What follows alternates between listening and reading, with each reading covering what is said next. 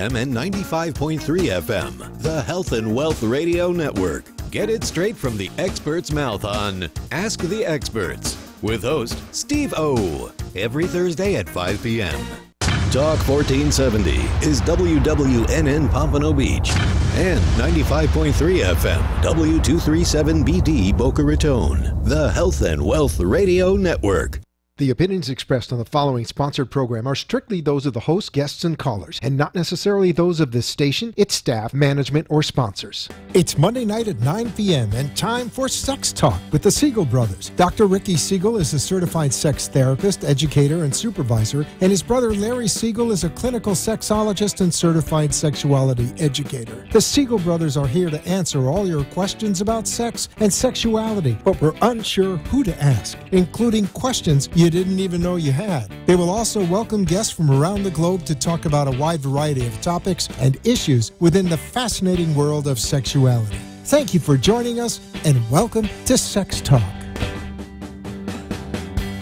Good evening, and welcome to Sex Talk with the Sigel brothers. It's Monday at 9 o'clock. As always, my name is Dr. Richard Sigel. I'm a certified sex therapist. And I'm Larry Sigel, a clinical sexologist and certified sexuality educator. And my awesome big brother. And as one of the awesome things that I get to do as your big brother is wish you a happy birthday. Go on. Right? You really? You're going to do that on the air? I am going to do that on the air. So it is his birthday tonight. Right? So yes, indeed. I'm 55 years young. No, dude, you're old. I know. I'm old. Yeah. Yeah. That's why, we talk about sex. Because I'm too old and too tired. But we're on every Monday night on WWNN, and we're on 93.5 FM and 1470 AM. You can call in to join the conversation at 888-565-1470. And you can follow us on Facebook, and you can also submit questions and comments by hitting the submit button. We are streaming live. Yes. Right. So we get together here every week to talk about sex.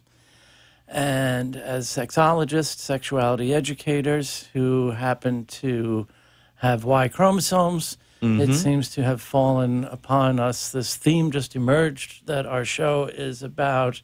Thank you, Freddie, for the happy birthday wishes. Our show just ended up being about this male sexual revolution and how sexual health needs to be a men's issue, high time, as much as it's always been just given that it's a women's issue. Right. All too often with many sexual issues, not even just things like rape and sexual assault, but even things like birth control and relationships. Is this where I come to learn about sex stuff? Somebody's just barging in. What is going on here? Wow! Look at this. Hey, Give him, come over here. We have an interloper. We have a surprise guest tonight. The surprise for us as well. Larry, I'm going to move around over there. So you come around here. We'll do a quick Hello. change over. I've been on a wild goose chase to find you fellas, but I wouldn't miss it for the world. I wanted to set it up better. I was going to fool Larry. Your brother's a devil. Oh, he is? I had no idea. I know you didn't. I was just like, what? WTF in the middle of a show. Yes. Oh, that's great. It is how my wonderful to pleasure see you. and honor to introduce Elizabeth Capros, Betty to us, our dear old friend. Long ago. Yes, indeed. Yes, Betty is a fellow therapist in Boca Raton, a psychotherapist. Let me just do a little bio stuff. Right. And my first supervisor and partner. Right? What? How many years ago? 100 years ago. Wow, that was couple years 88. ago. Yeah, we don't want to go into all those 1988. details, do we? No, 98. No, 2008. That's when it was. Yeah, Well, that's when we started. You've all heard of child psychologists. So Betty started She as was a child. a child She was therapist. 7. So she's over 25 years experience as a psychotherapist. A master's in divinity, which has always been I started awesome, with my master's in social work. right? And But then went that on to awesome combination of bringing in spirituality and psychotherapy. finishing my master's, my doctorate in theology now. Wow. Nice. So, of course, we won't have enough time during our quick half hour to catch up, but we'll do that after. But we can't wait to hear about Talk about the that later. Odyssey Foundation, because this is news to us. That's just and the company. That's your just all. specialty Particulars. in psycho-spiritual healing. So, God, And we're all so those are just happy. We're details. so when happy you do to this see for 25 years, you do everything. Mm-hmm. 30 years, probably. You do everything. Yeah. You do everything. But we were saying how, our theme just emerged without any intent on our part of being about male sexuality and how sexual health is, it's a men's issue as much as a women's. And one of our favorite things to do is boy brain, girl brain, where we love to talk to women therapists about their take on why these sexual stereotypes continue. And there's also an interesting topic that what do you define? What do you catch me up? What do you defining as sexual stereotypes? Well, are there still cliched roles for men and women in sex? Have women become more masculinized? Have men become too conditioned by internet porn? What's your take? Or even on just, what do you just see with having couples? different perspectives, right? There's often a male perspective and a female perspective.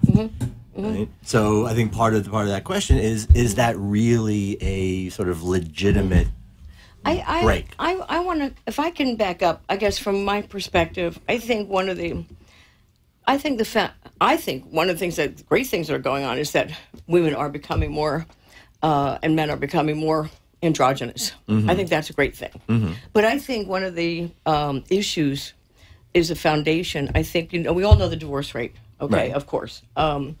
I think one of the major issues that we're talking about, porn and sexuality and all this stuff, that we do not get to see mature love anymore because of the divorce rate. Young We people. all grow up to experience kissy, huggy, love, everything up until an adolescent stage, because our parents basically wind up divorced at when we're adolescents or before. Many of us, okay? We're those of us that are very lucky. We have parents that stay in love and married in a happy marriage all the way through till we're grown up and we're out of the house and we get married ourselves. But the population, basically children, experience our parents loving each other or married until we're adolescents. We do not know love, sex, or anything else beyond our adolescence. So most of us know how to love somebody and become sexual and sensual with somebody when up until about the adolescent age. So sex is sex, but sex does not have intimacy connected to it. So pornography and all those sex becomes sex. But sex is not attached to a whole lot of anything more than fun, which is great. All that's wonderful. Sex. But sex doesn't have the in love attached to it, which makes sex more fun. So what I hear you're saying is that the template that we tend to develop and typically have grown into a mature, I don't know, even kind of script or a more mature set of applications for sex, this marriage, this family, this sense of building this future, all of those things that were created kind of around adult or mature sex, that's no longer the norm. And what I hear you also saying is that the way we're focused just on the sex in our development, that our sexual maturity kind of gets stunted at around adolescence. Absolutely. So therefore you have trouble with, you fall in love, you marry somebody, but then men have trouble with erection, maintaining erection, because they're not in love with the person anymore. Or the novelty Your is person gone. becomes the person that you married becomes your friend. Right. Because Right. you're in Right. a immature love relationship. I've always said the words I fear hearing more than any other from a couple in therapy is I love him Yes. or I love her, There you but go. I'm just not in Absolutely. love anymore. We all Absolutely. know what code that is, right? Absolutely. It means It is they're so- not going anywhere, Right. but there is no eroticism Yep. left. Yep. And Absolutely. can we re-spark Well, that? yes. But your point is a fascinating Yes. one, because I'm seeing a lot of young guys who tell me months into a relationship, they just hit this wall. And now all of a sudden, what was hot and heavy and sexy, they feel like dating apps and stuff have broken them, that all of a sudden they don't want to have sex anymore. It's a chore, or they get angry even. And I find that that's about 3 months. Right? When the way I describe it is it's at that point where you're no longer on top of the hill. You push the car off the top of the hill. Momentum is created by itself. You don't have to do anything. It's fun. It's easy. It's all that. It's novel. It's great. But then it evens out, and then no more momentum, and it gets to a point where it's no longer generating. As we have to now supply the energy. We now have to make it go. And at that point, well, do we put in the energy, or do we get out, go back up the top of the hill in another car with another person, have another nice, fresh, fun relationship, and keep doing that? I have two things. We're talking about male sexuality. I have two issues that come in when men come in and tell me that they're having this problem with erection, and I ask them two questions. We do a whole little scenario. Okay, I want you to pretend you're with somebody that you are, try to remember somebody you are terribly, incredibly in love with. And we go through this whole scenario. Be with this person. Do you have a problem? Of course, I'm not going to go through the whole hypnotic blah, blah. No problem. Right. Or the other thing is be with somebody right now where you don't really care about her. All you care about is your penis or your head. Got a problem? No. Right. Okay. But when you're with somebody that, she's my partner, but you became friends. Your siblings, your brother and sister, your best friends. There's a problem. Right. Our dear friend Esther Perel, that's the basis of her book, Mating in Captivity. The domesticated marriage, Yeah. where when we look at those things that people really have traditionally aspired to in their relationships, comfort, safety, predictability, doesn't mean all it's not those a great things, marriage is wonderful, but they all kill kills- eroticism. Yes. It does. They kill eroticism. Yes. So it ends up with these platonic long-term relationships. And I think the other thing is when you're lucky enough to have a really in love relationship, I think then you could have a really creative, hot, crazy, wild, insane sexual relationship. Define that. I mean, that's one of those rhetorical things. Again, love versus in love. Exactly. What does it mean to have an in-love relationship? I don't even know if you can, but you know it when you are. Okay, that's one of those things. Okay, so when you are, you know it. Kind of like obscenity. Yep. You know it when you are because it's one of those things where you're lost in it, and you know that there's no boundary in terms of what you can share or talk about or do or ask for. Right. There's no caution about what you can. Okay, so now in the spirit of kind of devil's advocate, for a lot of these relationships that end up in these sort of platonic, lack of eroticism kind of places, don't they generally all start that way? Yes. So how? I don't know about all, but yes, I think most do. I mean, and I think in the beginning, Yeah. we have all that kind of stuff. So how do we go from having this in the sort of beginning of the relationship to maintaining that throughout? Okay. I think I would put it a different way. What I think begins to crush it is you wind up having those kind of spats that wind up building resentment. Once you have resentment, you're in big trouble. I always say you could get hit over the head with a 2x4. It hurts right here. You go to the doctor, you stitch it up, but it only hurts here. But when you have a body full of splinters, you can't hug anymore. So it's the little tiny things that build resentments. They hurt all over. When you can't hug anymore, then you're lost. You're done. You're finished. Is that an inevitability? If you can build a relationship, I'm a little crazy, and I have to say this. I do not believe that two human beings that are adult, mature relationship ever have to have an argument. Ever. I think that if I'm with you, you're my friend for what, 25, how many years? 30 years we've known each other? Yeah.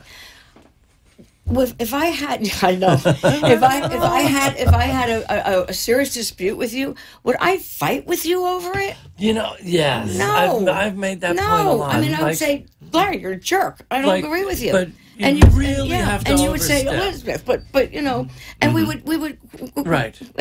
quibble over it. It would and take we'd come to a huge- place where we'd be laughing and saying, all right, well, I really don't like, all right, let's take this topic. Elizabeth, you're an idiot. I mean, come on, people fight. I'd say, I don't understand.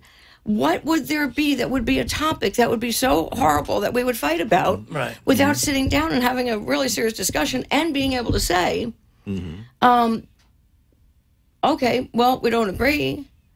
I mean, especially the topic that's going on right now in politics, well, we don't agree. I don't agree, but I could see your point, and I could respect that point. I can see your point, I respect that point. But people need to fight, especially with their partner. Why? Now, because we want to hurt the other person. Are you distinguishing fight and argument? Okay, argument to the point, though, of hurting the other person. Okay. Why would you need to? Okay, that's a good point. I think there's something about the vulnerability when sex comes into it, because what I hear you say, like BFFs have to really overstep to piss each other off, but lovers, it could be a look, an eye roll, a tisk, and boom, the claws are out, and it's a huge blow. If you have to argue, let's use the word argument, as Larry's just saying. If you have to argue, that's one thing, but you have to argue to the point of hurting the other person, you just lost your sexual relationship. Yeah, absolutely. Yeah. And that's why I often pose, and it more often than not, I'm posing this to in heterosexual relationships, it's the male. Right, that when it gets, and I think this is, I do this to maybe prevent it from going from argument to fight, because I do see that sometimes arguing, which is just heated debate, really, is often necessary. But I think it gets to the point, and the question I would often pose to them is, which is more important right now, being right or making this work? Yes. Right? Being right or being successful? Yep. And I literally had somebody come in the following week, where apparently being right was more important. And and I did, this is one of those, every once in a while I screw up and, do some non-professional things, where this person came in and said, we finally, it was the blowout to end all blowouts. She left me, she's gone, and I congratulated him. I said, congratulations, good job, you did it. You were right. That's right. And here's what you want. Yep, that's right. And if being right is more so, then that's if you need to do something to the point of your own destruction, that's a problem. Right. So when guys are in that position, right, we can often see, again, that vulnerability. It's ego. So what is it that you think is triggering women in those positions that kind of doesn't stop them from going over the edge? What is it that prevents women from compromising, giving in, and saying, I disagree, but you're right. Let's leave it at that. I don't know. I frankly have a little bit more trouble with women than I do with men. They're tough. Don't we all? They're complicated. I'm kidding. Men do think with their left brain, or their right brain. Women think more integrated. They're much more complicated, right? Yes. and they're afraid of being overpowered. They're afraid of not, that whole thing of women have to stand up and be, just as equally strong. And sometimes to the point of reducing him or castrating him and not realizing she's doing that. She wants to be strong and powerful and tough and stand up against him, not realizing how much she's castrating him at the same time. Yeah. A shout out to another dear friend and awesome, powerful, independent, strong woman therapist, Marianne Brandon wrote a book called Monogamy, The Untold Story, that says sometimes, as old-fashioned as it sounds, men should be men, women should be women. A little of this, exactly the point you're making. But earlier in our chatting this afternoon, when we were colluding behind Larry's back, you brought up something that I thought was really fascinating too. That part of this culture, maybe it's especially a millennial thing and growing up online. So many people are having sex and they're basically just kind of masturbating together. They're not having sex with each other. Absolutely. Right? That intimacy. Absolutely. How boring. And I think that also relates to the question I asked you about why so many young guys are feeling like one and done. Yes. Because they're not connecting with that person. They're just having sex with each other, but they're alone. Empty. Right. It's empty. Masturbatory sex is empty. Using I'm getting someone's you body off. You're getting me. We're coming to the point of climax, and it's empty. It's so empty. And sometimes that's great. Sometimes it's, well, we haven't done it in a while. Let's just kind of get, let's get to it and good night. And that's fun. There's nothing wrong with that kind of sex either. But when it becomes sex that way, and to start a relationship that way. Right? Well, but we've talked about before too how that whole script has gotten flipped. Right. That we've talked before about how it used to be the norm was we would get to know somebody to see if we wanted to have sex with them. Now people are more inclined to have sex with them to see if they want to get to know them. That is crazy. So it becomes that sort of like a shark rubbing up against somebody to see if they want to bite. And then if they may decide that, well, I want to have sex with them, but I don't really want anything else. And then we've come to create these, which I do consider somewhat delusional. These categories of friends with benefits. That's a game. And no strings attached. Except which doesn't mean always anything. strings attached. Try that with a woman. Right. Oh boy, no strings attached. Well, okay, guys too. Guys too. But they both I do. don't think of it as much with men. I think the true moment is when one of them gets into a real relationship. Then you look at the other one acting like it didn't mean anything. Yes. Right. Exactly. Oh, Yes. sure. You're hurt. No strings. Yeah. When I ask somebody, what do you love about her or what do you love about him? And they can start putting check marks in the plus column, I tell them, stop right there. I mean, you're asking about being in love. Stop right there. If you're going to put check marks in because he's cute or she's cute or they're pretty or they have this kind of an income or they're going to make a good father, a good mother, I'm like, whoa. When I get the answer, I don't know. I just do. You're on. Game on. Game on. I don't know. So if somebody has a more sort of pragmatic approach to their sexual relationship, like I'm with them because they could be a good provider, we can have smart kids, they'll be able to take care of them, all that kind of stuff, you see that as a negative. Yep, right away. Yeah. See, the thing that I want to catch myself and try to be cautious about is things definitely are changing. Yes. Right? The norms today, particularly among millennials, are not necessarily the norms for those of us who are on this end of boomers and even beyond. I find myself like having to catch myself and pull back with looking at things that are different today, the way things have changed and evolved, and the different values and the way, especially younger people, look at sex, and I have to try to catch myself comparing them to the way we used to do it. Right? So, and I guess one of the things that I always struggle with is, where is that line between this really is something that's problematic versus, no, this is just the way they do it now. Yeah, but it's the new normal kind of thing. Isn't it so that many, many, many years ago, the way we were just talking is you did match people up. It was because they had this, and this, and this one had this, and this, and it worked. Because we didn't have such a complex psychology then. I mean, the psychological world now is so complex out there that our clients come in and they know quite a bit. So now when we go through this putting people together, there's so much that they know about each other before they even get together, or they interrogate about each other. Right, and it's also when they get together. It was so simple many years ago in the Yenta or the people that would put people together. The arrangement. This is what you do, and this is what you. I remember this young Hindu man when I was at Drew University. He was standing in line. He was getting to marry his bride that weekend. He was so excited. And I said, wow. I said, it's exciting. He said, no. He said, I can't wait to see her. And I was like, excuse me? He said, well, yeah. He said, I don't see her till the day we get married. I was like, what, are you crazy? Yeah. He said, yes, we write to each other. We fall in love with the image of the other and get to know her through a letter. We write for a year. And the day I marry her is the day I meet her. Nice. It was breathtaking. Sure. It was so romantic to me. And not for nothing. At the time.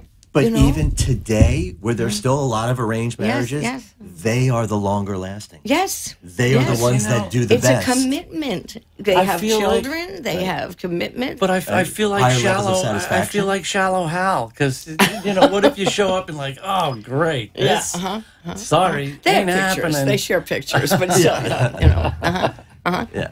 But even with that, I think it's also a priority. It's a different. Yes. We're in this relationship.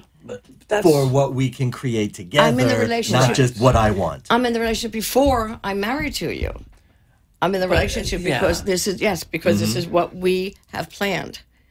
You know, Maybe it's I not am the shallow. marriage. It's not because we're going to get together. We're going to do it. You know, I mean, it's that idea. We learn to love. We'll grow to love one another. Really? I don't know. If I'm not feeling it right now, I don't think I'm going It's to almost like they love into you. something. But could it also be that you're also kind of conflating learning to love somebody and learning to be attracted to them? Yes, of course I am, Yeah. because I'm shallow. Really, it's not. We're on the air in It's okay. public. It's your birthday. You can be oh, shallow. is it your birthday? Is it your birthday? And we don't have to talk about my travesty of a relationship history. Bet you'll bring that out in me. We could come up with all these wonderful things I think we've learned throughout our life and throughout other lifetimes and prior to us and what's going to come later. Have you seen, for instance, The Shape of Water? Not yet. No. Good. I'm Well, then dying see to. that. Yeah. It'll answer, because my answer to what we're saying is we could come up with so many different scenarios, and there is no answer. There is no answer. Of course, that's what the beauty of There this really field is no in answer this when it work. comes to love. It's one of the So most... having said that, okay, there is no answer. There's no... So what's I'm going to your ask you for an answer. Okay. As we put things out to people, and we want to give guidance, and we want to give suggestions and things for people to look at. As things really are changing the way they are. And a lot of Are things they? are in flux. I think they really are. Okay. And a lot of it is, a lot of individual factors, things that you've mentioned. I would also include abbreviated attention spans. People not really digging in, much deeper. Like that. I don't know Abbreviated if they attention really spans. are looking into each other and digging deep, other than we like the same things on Facebook. Yes. Or we are in the same sort of Instagram group. So I don't think it goes much beyond that. Okay. Do people so- really want to commit And that's, I think, to what one kind of, person? and I think for a lot of people, they don't know Yes. what they I give are. them my definition. Right? You always ask these these questions that need 10-minute answers when we have Just 2 minutes to go. Yeah. So basically, where do we go from here? Right, in terms of having the kinds You're of asking it- relationships we want. But first you have to define that. Right? Okay. First, you have to define that. What kind of relationships do we want? Love to me is emotion that encompasses every emotion from agony to ecstasy. Okay. So, what kind of a relationship do we want? Right. So if we talk, and I think that's kind of a vagueness that most people do. Yeah, I don't know think how suffer vague that from. is, Larry. I don't know how vague that is. Right? Well, I mean, people say, "What do I want? I want to feel fulfilled. I want to be But you appreciated." have to define every one of those. What's fulfilled? What's appreciated? I don't, but that's what I'm Yeah. saying. This is Yeah. how we are defining relationships, and how people do, Yeah. and most people don't really have a sense of it. Right. And do we if we have to define all those words, I would say, do you really want to be in a partnership with another human being? Because I'm Okay. not sure that most people want to. So, what's your elevator relationship advice? Don't be in a relationship with anyone until you can't stand not being with that person. It's not, do I want to, can I stand not spending one day with that person, or is it, I cannot live one more day without that person? Beautiful. We're going to have to leave it there. Our guest was I don't want to live one day without that person. our dear old If I friend, can say that, then get in a relationship with our that person. beloved friend Elizabeth Capros, the Odyssey Foundation in West Boca. We're so glad to reconnect. Thank you. Thanks for I'm so coming. sad Such to a see wonderful you. surprise. I'm going to give That's out because you rolled me over with that cart in the supermarket. I hadn't seen him 20 years. You rolls me over with a cart in the We supermarket. got to go. So thanks for joining us on Thank Sex you. Talk with the Sigel Brothers. Join us next Monday and every Monday at 9 o'clock right here on WNN. It's fun. Have a great week. Thank you. for Thank having you. me. Goodbye, It was folks. fun.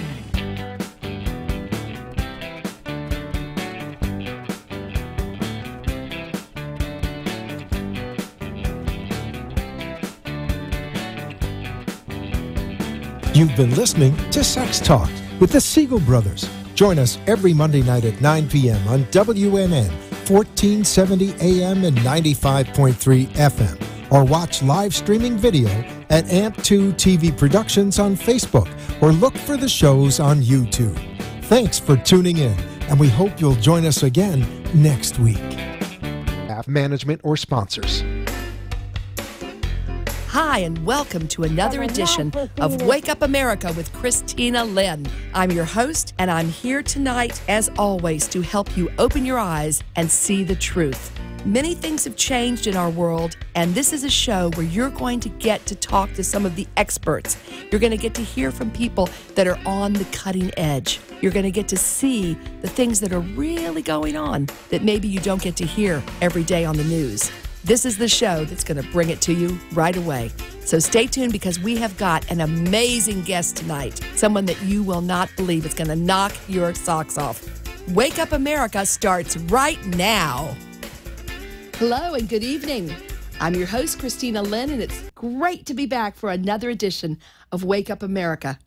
I'm your host tonight, and it's such an honor to be a host here on this show. I just want to say that I've gotten some great comments, great feedback, and we just want to encourage all of you all to go onto the Facebook page, the Wake Up America with Christina Lynn Facebook page, and share, care, show you care, and like us and share us, and let's do that with everybody. We thank you so much for that, because we've got a great movement going on now. You know, people are realizing it's time for me to speak up. It's time for me to speak my truth and to feel good about it. And this is something that we really encourage on this particular show. You know, we also encourage the fact that one person can change the world. One person makes such a difference.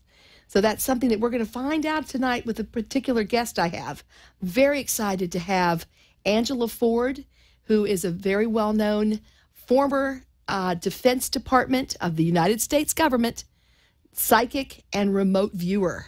So if you saw the movie with George Clooney, Men Who Stare at Goats, she was right there in the middle of it. And did it really happen? Yes, it did. She's going to tell us all about it. But before we go to that, and before we start speaking with Angela tonight, just want to say to everyone that there's something very special that's going on right now, and it's a real great movement where so many people are really focusing on the law of attraction. So I just want to do a shout out tonight to the law of attraction, to encourage everyone, if you're not familiar with that, look it up. Go to YouTube. There are lots of great videos teaching you about the law of attraction. What we put out is what comes back to us. What goes around comes around. That's something I really, truly believe in. And when you really want something in your life, you can have it. You can manifest it. So remember, just see it, believe it, achieve it. You make the difference. And that's what we're waking up here in America to see. And we're not just waking up in America. We're waking up everywhere. This show goes out to many different countries, and we're getting great comments from other countries as well, that people are saying, hey, it's time for a change. It's time to really feel free to speak our minds and to know the truth, and to demand the truth from our media, to demand the truth be told by our leaders, whatever country you're in, whether it's America, Canada, Mexico, Europe, wherever it is.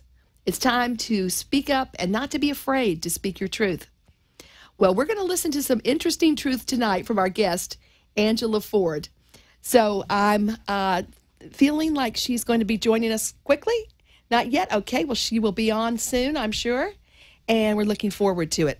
But in the meantime, I just want to say also that I got some interesting calls on the last show. It was very interesting how we had, we had some comments on this whole new situation about Stormy, and I was listening to the radio the other day, and they actually took the old Stormy song from the Classics 4, Oh, Stormy, and made it into a hilarious song. If you get a chance, Google that and check it out. It is so funny. It's done by a great Trump impersonator. So I think, again, it's important that we also keep our sense of humor. There's so much going on right now. We've got to make sure that we can laugh. Even if you are laughing at someone that you support very much, keep that sense of humor. That's so important. Well, I'm happy to say, because I know I've got a lot of anxious audience out there ready to hear from our special guest, Angela Ford. Again, Angela is a very well-known former psychic with the Department of Defense of the United States government, and she was known as a remote viewer. We're going to find out how she got into that and what it is. All right, so Angela, good evening. Are you with us tonight? Hello, how are you? Good evening. Great to have you on the show, Angela. Angela's a dear friend of mine as well, and she's a fascinating person, a writer. You know, you're very modest about all of your talents that you have, Angela. But tonight we're going to talk about a very unique journey that you went on. I was making mention before you got on, Angela, that I was definitely a fan of the movie that was a while back with George Clooney. Jeff Bridges had a role in it as well, and it was called Men Who Stare at Goats. And, of course, that took place and covered what was going on with the psychic program at the United States Defense Department. And there you were in the middle of all this. So, Angela, if you will, tell us, how on earth did this happen for you? I know you were working for the government, but how did you end up in the Defense Department Development and Remote Viewing Program?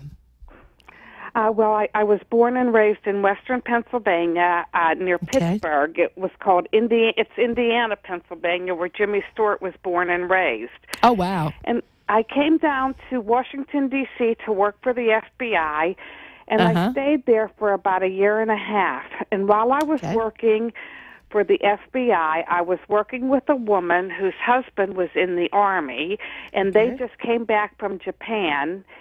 And he was working for Army intelligence, and I was working with her at the FBI.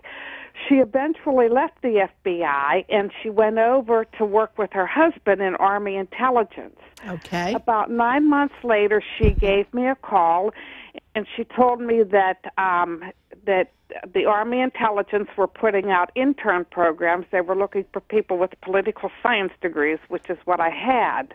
Oh, good. And she told me I should apply because the pay was a little bit better, and it was more for what my background. It fit me better than what I was doing at the FBI. Are they pretty flexible about letting you move around like that in the government? Oh, you just apply for jobs. Oh, yeah, you can apply for jobs. Okay. Yeah, of course. I Great. mean, they can't. Oh, I could see that makes sense. They would want to maybe bring someone in that's already in the government, already has a pay grade. Yeah, very good. Okay, so what happened next? Oh, no, but the thing is I was already in the system. Right. Okay. And so moving ahead, what happened to you next? So what happened was I applied for this internship with Army Intelligence, and I never heard anything. And so I called my friend, and she said, they're looking for people with a language background, and which I didn't have. So I just forgot about it. Okay. So about a month later, they called me, and they brought me on. The Army Intelligence brought me on.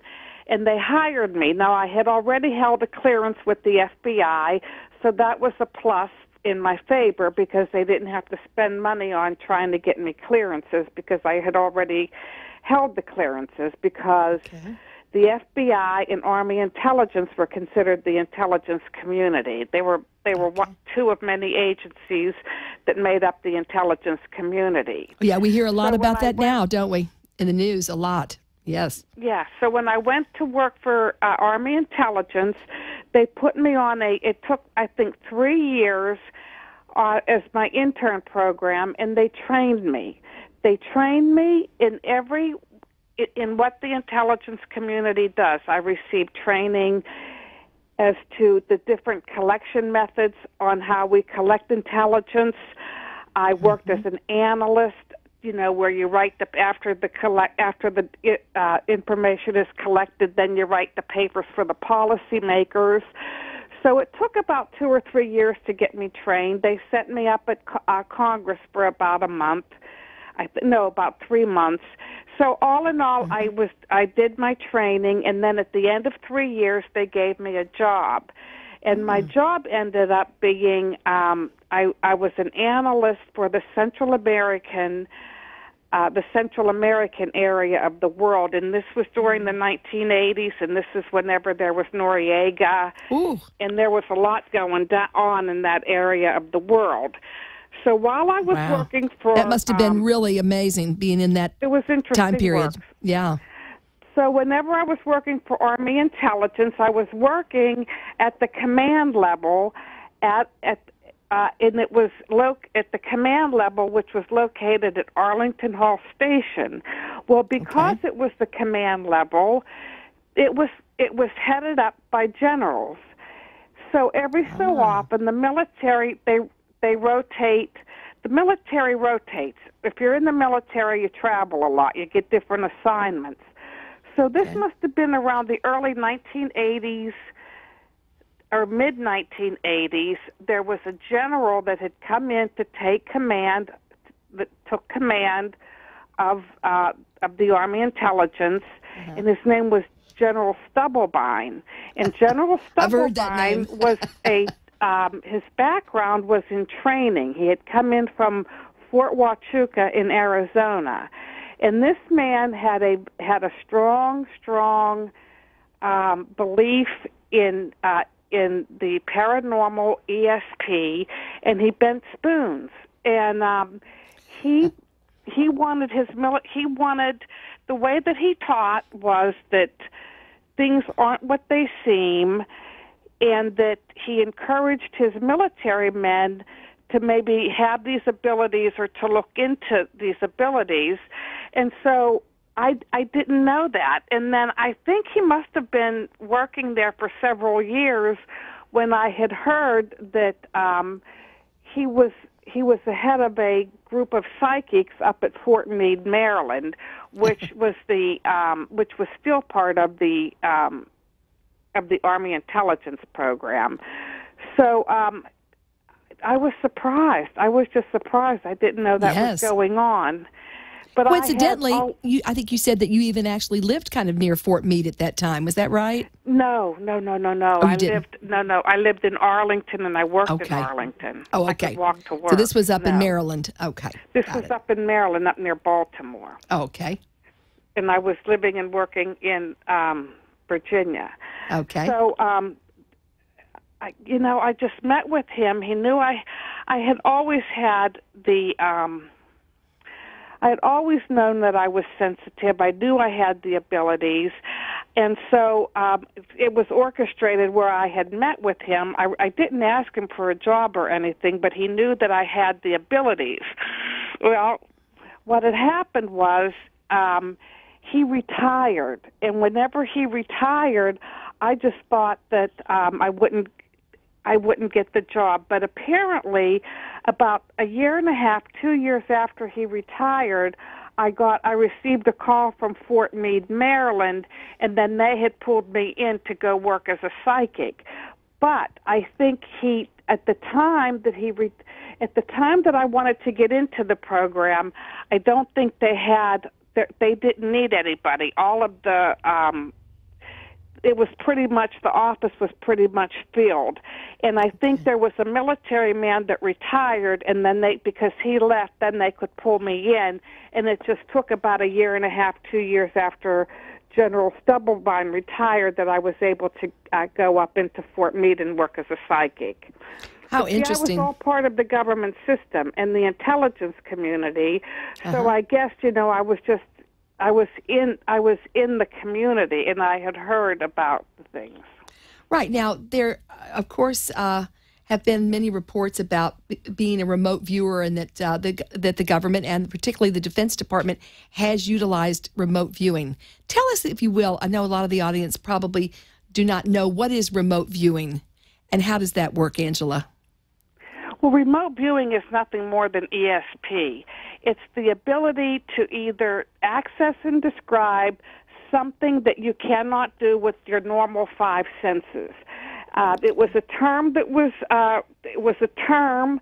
was coined by two scientists at Stanford Research Institute, because they were doing a lot of research into ESP.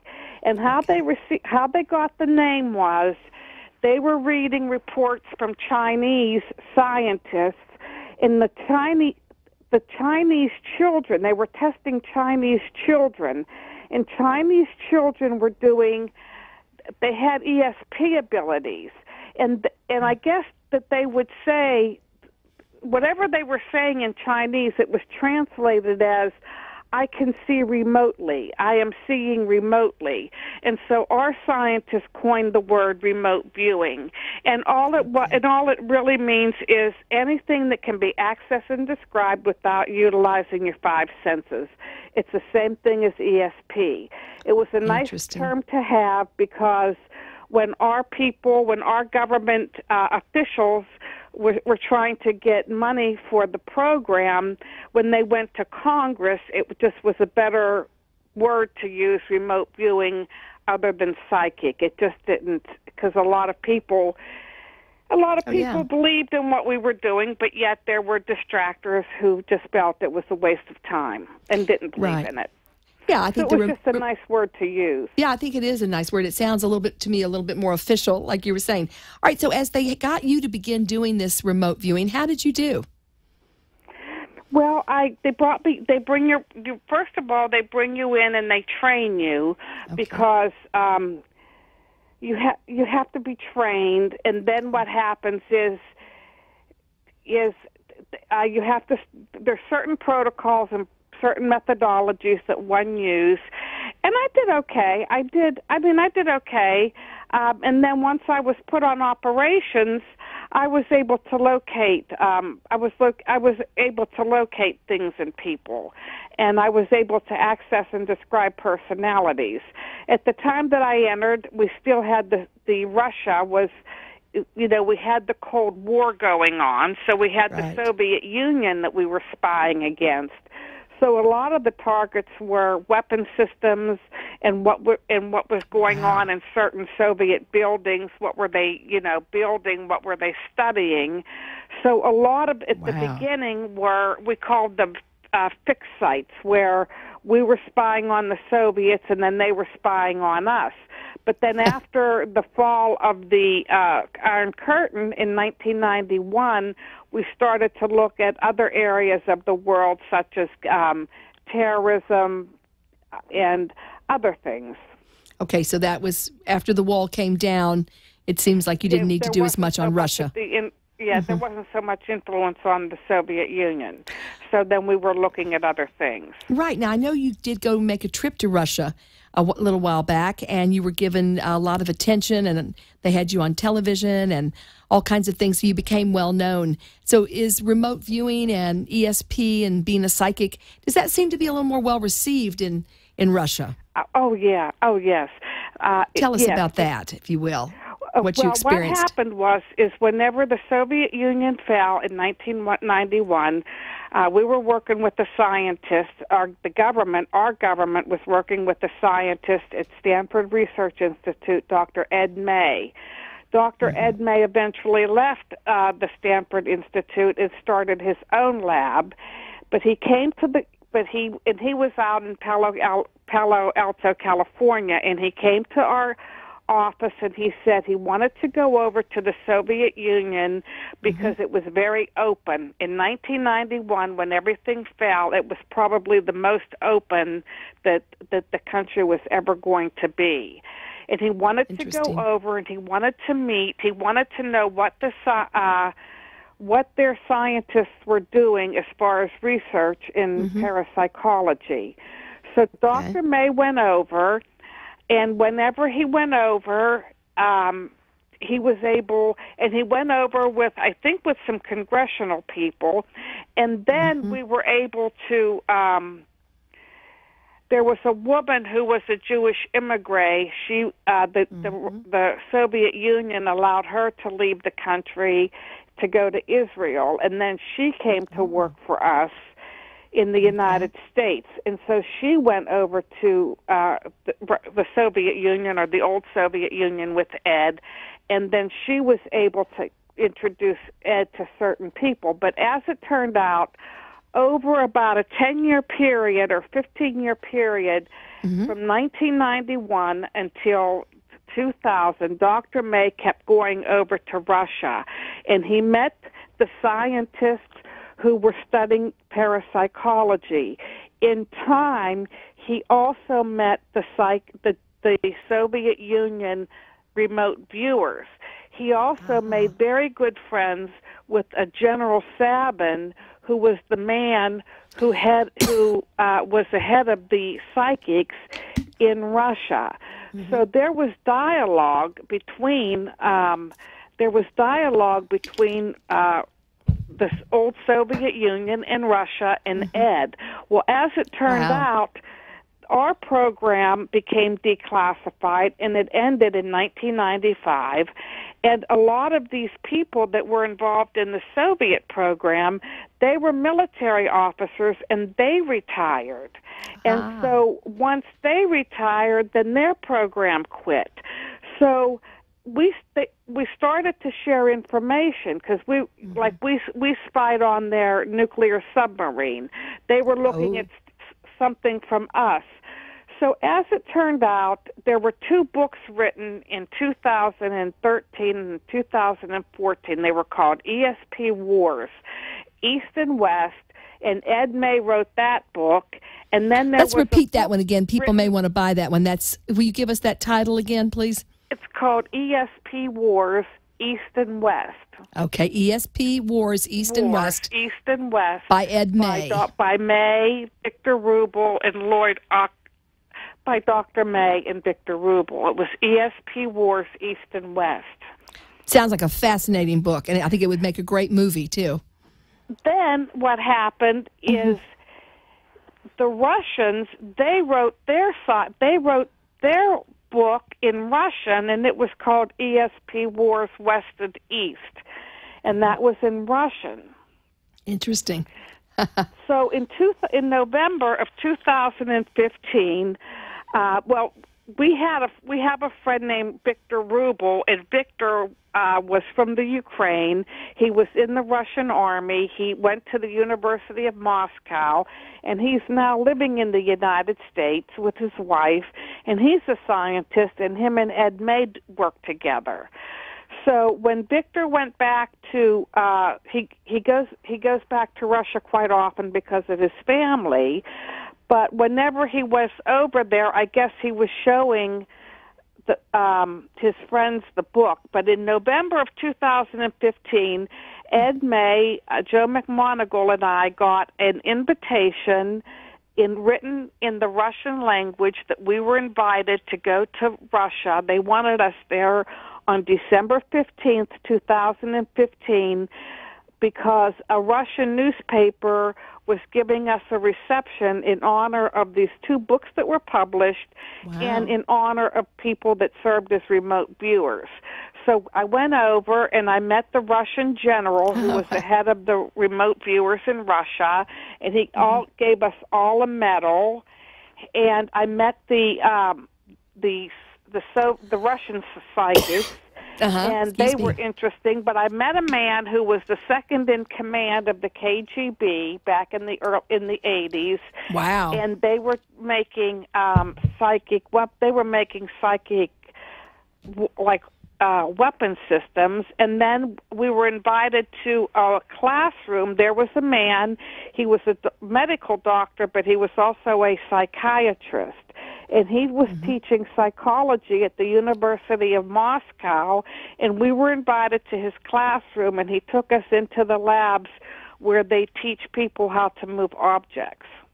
So it was a fascinating visit. Dr. May and I went, and it was just fabulous. Oh, that's fantastic. To meet those people. Right, absolutely. Now, it sounds to me as though and would you say probably that this was a good thing that happened in positive foreign relations and communication between America and Russia? Sounds like it could have been helpful. Well, this was in 2015, and Ed had a long-standing, he has been in touch with these people since 1991. So, in these people, they're not part of the government system anymore. They're retired like we were. Okay, so whenever we went, I mean, we met one man. He was a very well-known healer in Russia, but he was actually the bodyguard for Gorbachev and Yeltsin, and he more or less had to travel with these men to determine if any type of threat was coming their way. But whenever we went over there, and we did meet with one scientist who still worked for the government. He was 85 years old, and he's always up for the World Peace Prize, but I forget his name. But we were there more or less in celebration of these books, and that we were enemies and now we were friends. We really didn't talk about the politics of the day. I mean, I know that they did not like Putin. They more or less said that. Okay. They felt that as he was the head of the intelligence, and they just felt that usually they don't make very good leaders. But we didn't even get into that. And it wasn't about governments getting along. It was like we were a group. And that what they wanted to do, what the Soviets wanted to do, was work with us to work against terrorism and problems of the day. Right. Oh, that's wonderful. So that is so interesting. Really, yeah, and whenever we were over there, when they gave us a reception, there was a lot of TV people there, so we were on TV the next day. We were on TV. And then what happened was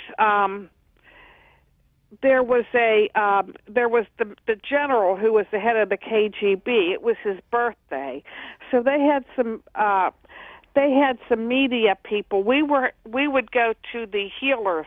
There was a man who was working as a healer right in Moscow, and interesting. He was the one who would follow Yeltsin, travel with Yeltsin and Gorbachev. And he's in Russia now healing. He has his own photographer, and he's doing a documentary on himself. But fascinating. This was the place where we would go to. But there were some people from the media one day. They showed up from the newspaper because it was the general's birthday, the man who was second in charge of the KGB. And so they came just to talk to him. Angela, thank you so much. But as we wrap up, believe it or not, the half hour went so fast. Would you do me a favor and just give everyone your details as to how they can reach you? Because Angela does do private psychic readings, and she's outstanding. Would you give that to us, please? Sure. I'm at 410-257-5727. Thank you. Okay, let's repeat that again. That's 410... 410-257...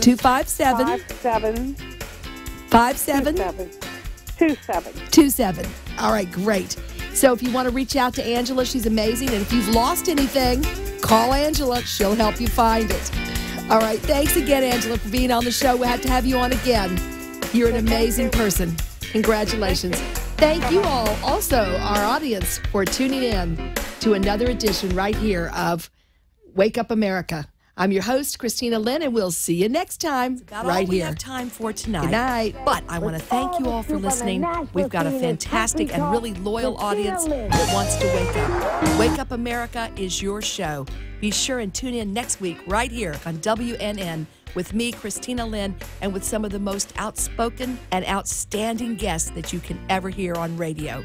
Until then, just reach out to wakeupamerica.com. Let me know what you think. We want to hear your comments, and we want to make sure and have you come join us on Facebook and Twitter. Thanks again. Have a great week, and we'll see you next week. Remember to wake up and look for the truth. And you do make a difference. One person can change this world. So wake up, speak up, and America will see you next week right here on Wake Up America. The opinions expressed on the